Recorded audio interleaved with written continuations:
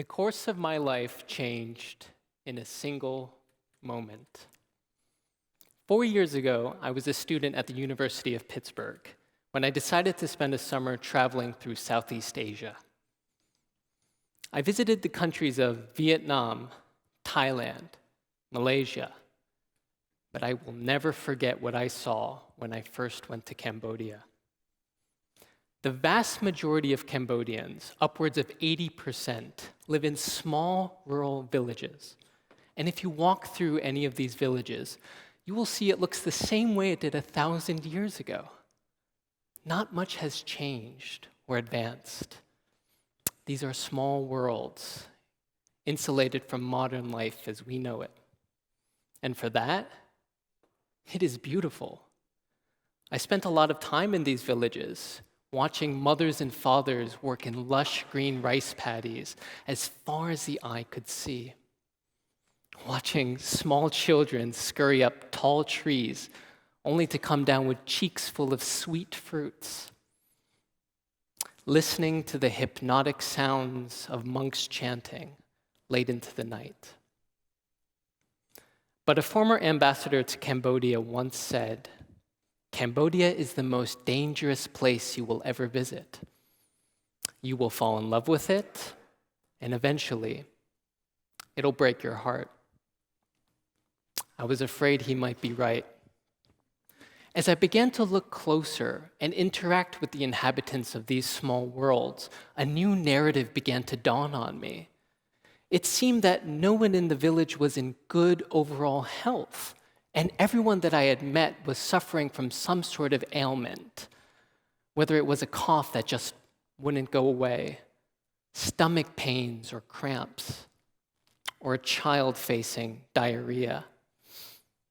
But there is one scene in particular which I will never forget. I witnessed a village mother bathing her newborn son, but she was scrubbing his skin with laundry detergent, a harmful alternative to bar soap, which should never be applied to the skin. I needed to find out if laundry detergent was being used elsewhere in the village. And so with the help of a Cambodian friend, I began to ask households what type of soap they had for washing. Many brought out laundry detergent, but most brought out no soap at all, saying it was too expensive. I asked them what they felt caused poor health. Mothers and fathers would tell me it was simply bad karma. I asked what they felt was the cause for their child's diarrhea. Many told me it must have been because of sins a child had committed in a past life. Hand washing with soap is one of the most effective actions any of us can take to defend ourselves against disease, and we take it for granted. According to UNICEF, in some regions of the developing world, only 1% of households have access to soap for hand washing. As my time in the village was coming to an end, and I returned to my hotel room, I remember feeling overwhelmingly helpless and guilty for not being able to do something. But as I stepped into my hotel bathroom, I had noticed that my housekeeper had thrown away a bar of soap from the night before that I had barely touched and replaced it with a new one. It was in that moment I knew exactly what I could do for that village mother I saw using laundry detergent and for the countless others like her who needed help. That is the founding story of the Eco Soap Bank, a global soap recycling organization. It's like a food bank, but one that provides soap instead, and was founded on the idea that we can save hotel soap from being sent to landfills and redirect it into the hands of those who need it the most. Eco Soap Bank employs women in developing countries to collect leftover hotel soap, to recycle it, and to redistribute it to health clinics, villages, and schools, along with hygiene education. Every year, We provide soap and education to over 700,000 adults and children. And that is just the start of what is possible here. If any of you have traveled recently to the countries of Cambodia, Laos, Nepal, Rwanda, Tanzania, Sierra Leone, South Africa, or Lebanon, it's very likely we have collected, recycled, and redistributed your leftover hotel soap. And if that is the case, thank you for your donation. Let me show you how we do it. Let me show you how to turn trash into treasure. Once per month, our female staff visit our partner hotels to collect whatever used soap has been generated.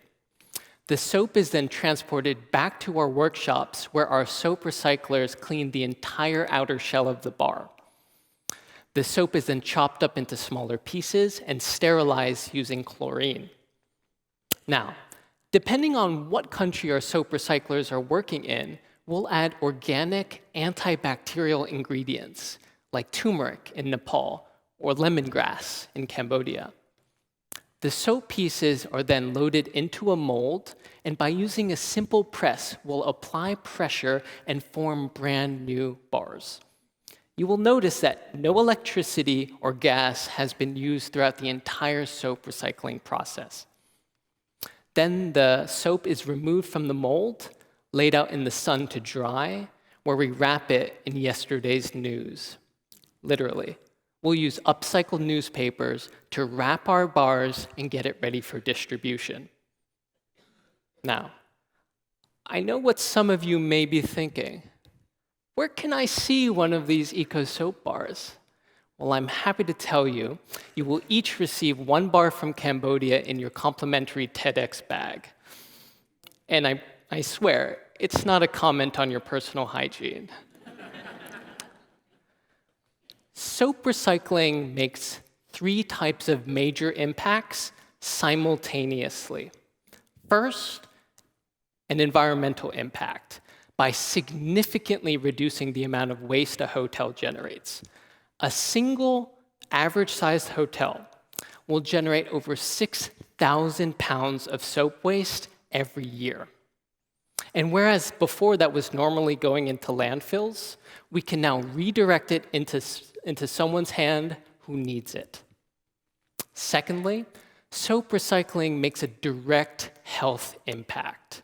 By providing soap and teaching people how to use it, we empower adults and children to take their health back into their own hands, to reduce the prevalence of diarrhea, and to ensure that children spend less time in hospitals and more time in schools where they belong.